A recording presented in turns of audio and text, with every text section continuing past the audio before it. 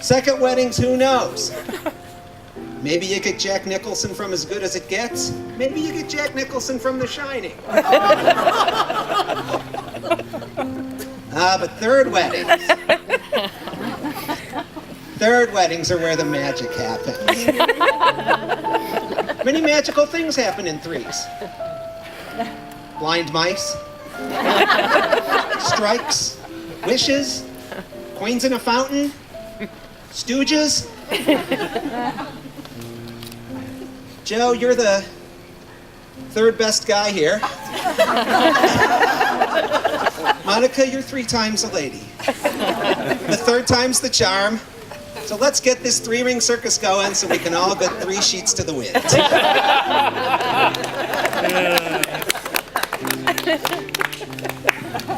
This is, after all, a dormant volcano. Can I get a hand for the dormant volcano?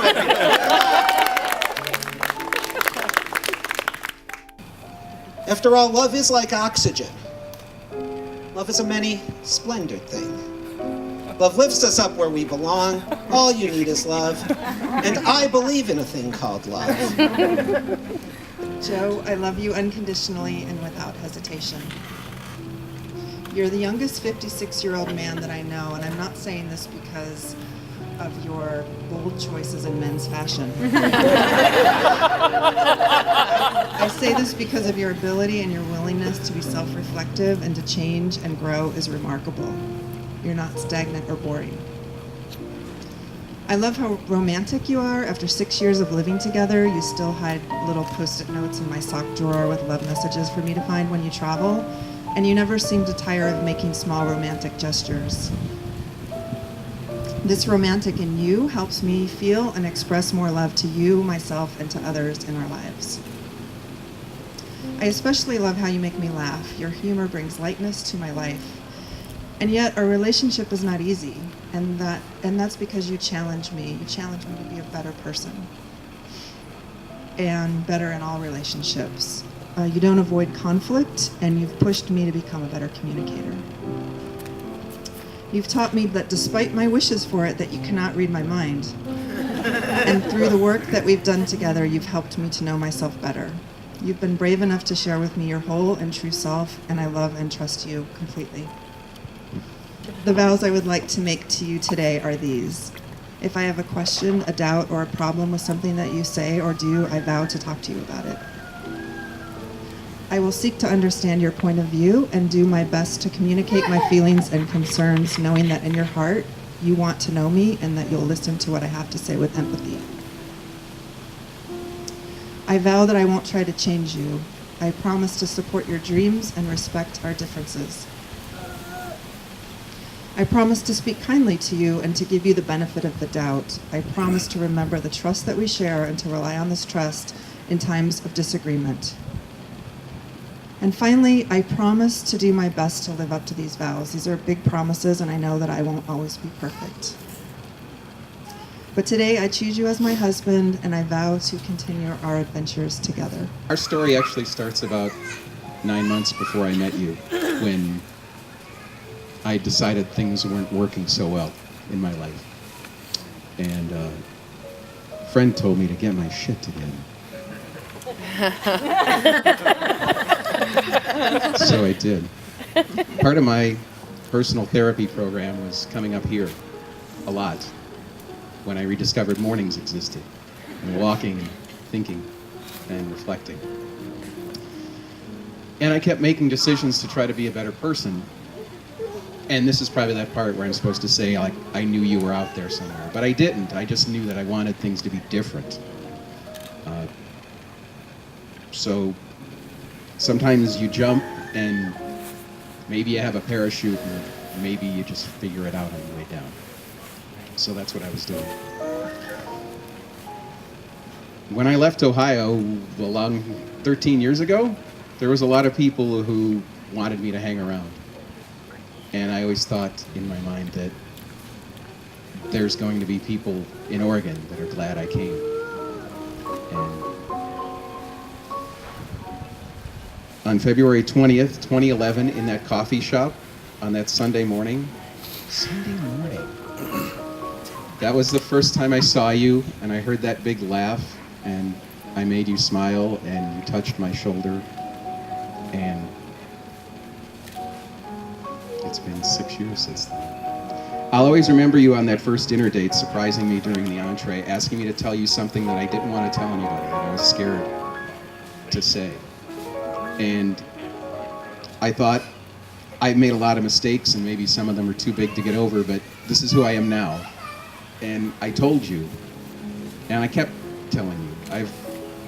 I've kept telling you the whole time we've been together.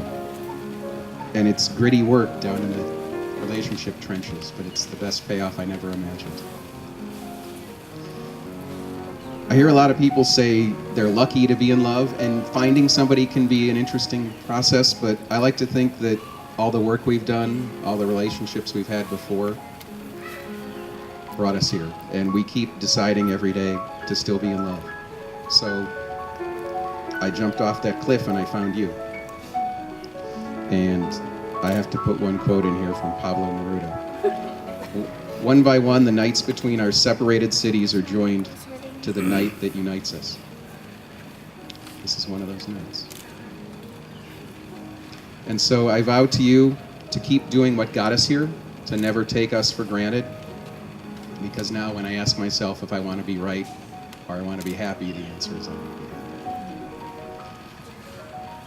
I vow to keep being open to your new ideas even when they're scary. As they are. But you help me face my fears, because you see the me that I am today, not all my mistakes. I vow to continue being adventurous with you, to travel to the innermost parts of us or the remotest parts of the world outside. I vow to try even harder to see your gentle soul, your beautiful mind, especially when my old programming makes me want to do the opposite.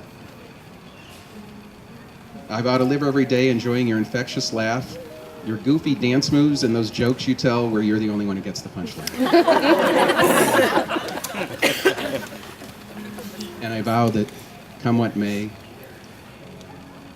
I will love you until my dying day.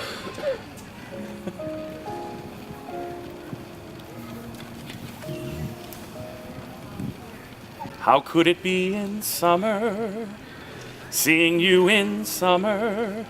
I never would go, your hair streaked with sunlight, your lips red as flame, your face with a luster that puts gold to shame. But if I'd ever leave you, how could it be in autumn? How I'd leave in autumn, I never would know.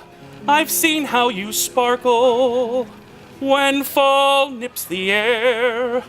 I know you in autumn, and I must be there. And could I leave you running merrily through the snow, or on a wintry evening when you catch the fire's glow? But if I'd ever leave you, how could it be in springtime, knowing how in spring I'm bewitched by you so? No, not in springtime, summer, winter, or fall. Monica? No, never will Joe leave you at all. Let these rings be a symbol to the world of your commitment to each other and to the power of love. Monica, can you place the ring on his finger? What do you say?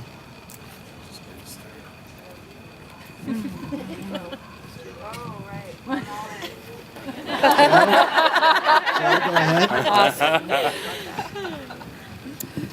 I call. So by the power vested in me by the Universal Life Church, Ganesha, the god of new beginnings and remover of obstacles, the Oregon Poker Club, and the Portland State University Quidditch Club, I now pronounce you. Or I'll now introduce you. Ladies and gentlemen, Monica Barrett, and Joe Burrell.